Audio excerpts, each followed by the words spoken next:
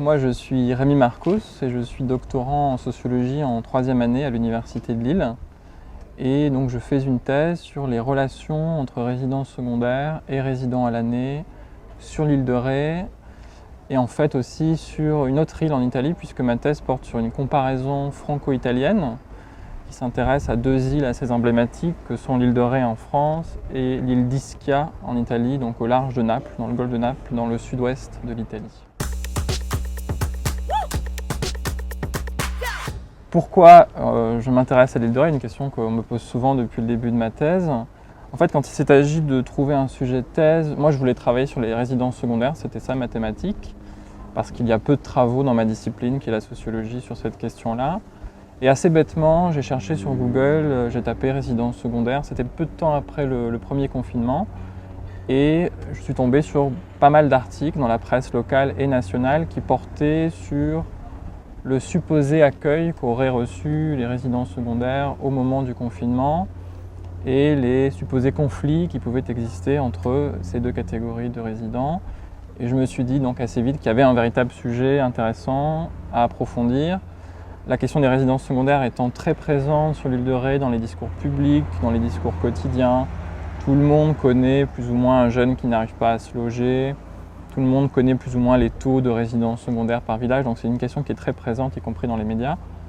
Et donc je me suis dit qu'il fallait faire un véritable travail fouillé d'enquête pour essayer de comprendre les différentes formes et les différentes natures que pouvaient prendre ces relations. Alors, j'ai beaucoup parlé jusqu'ici de l'opposition, en tout cas de la distinction qu'on pouvait faire entre résidents secondaires et résidents à l'année. Mais bon, l'un des buts d'une thèse, c'est évidemment d'analyser une réalité sociale. Là, en l'occurrence, la société rétaise et notamment le monde associatif, puisque je me suis beaucoup intéressé au monde associatif et je m'y intéresse encore. Mais c'est aussi de critiquer les outils d'analyse qui sont là à disposition pour analyser cette société et éventuellement d'en proposer de nouveaux, plus adaptés, plus précis, plus fins. Et il me semble, à ce stade de mon analyse, qui est encore en cours, je démarre ma 3e année de thèse, mais je n'ai pas encore du tout fini, il me semble que l'opposition qu'on fait souvent et qui a un caractère très pratique entre résidents secondaires et résidents à l'année, elle est amenée peut-être à être dépassée, en tout cas à être complexifiée, tant il y a, de mon point de vue, de diversité à l'intérieur de chacune de ces catégories.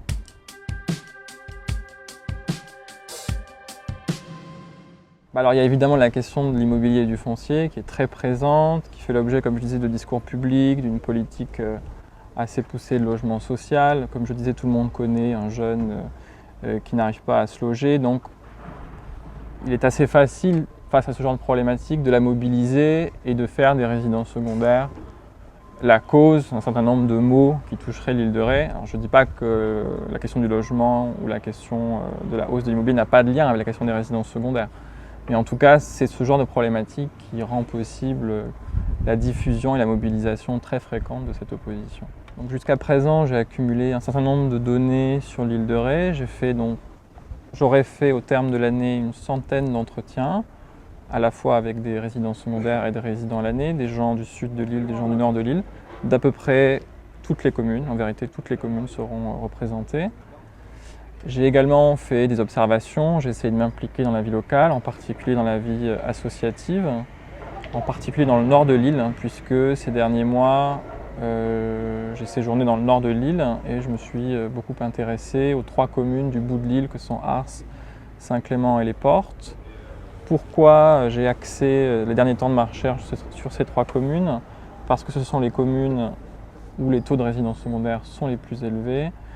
Et sans doute aussi, même si ça reste encore à prouver, il y aura toute une partie statistique normalement qui permettra, je pense, d'étayer cette hypothèse-là.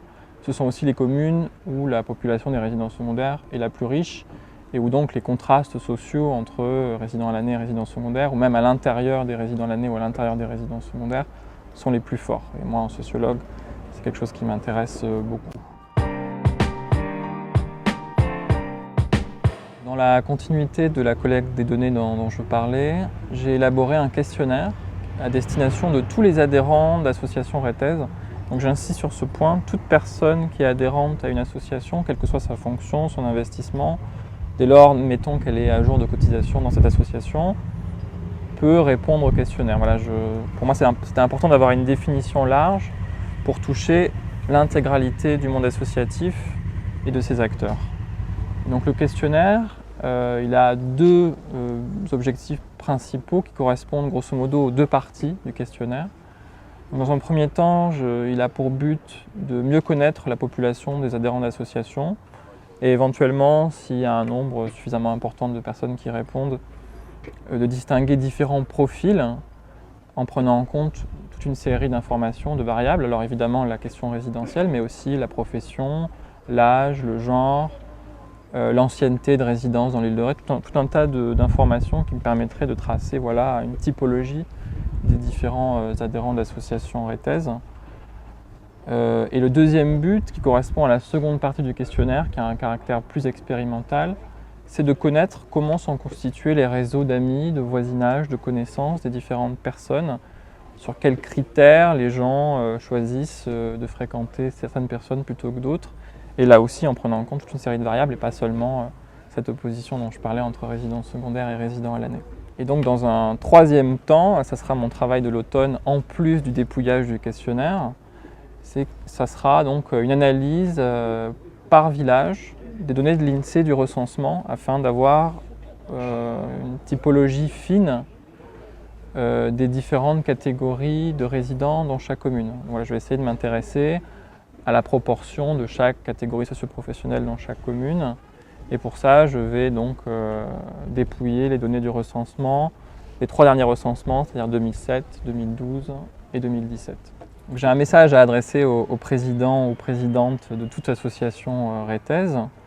Si jamais ces présidents diffusaient le questionnaire et le proposaient à leurs adhérents, et si par bonheur une fraction substantielle des adhérents répondait au questionnaire, je serais en mesure éventuellement de fournir au bureau de ces associations un document synthétisant les différentes informations que j'aurais pu récolter et proposant, pourquoi pas, une typologie des adhérents. Ça peut être intéressant pour les associations de connaître un peu mieux la population de leurs adhérents.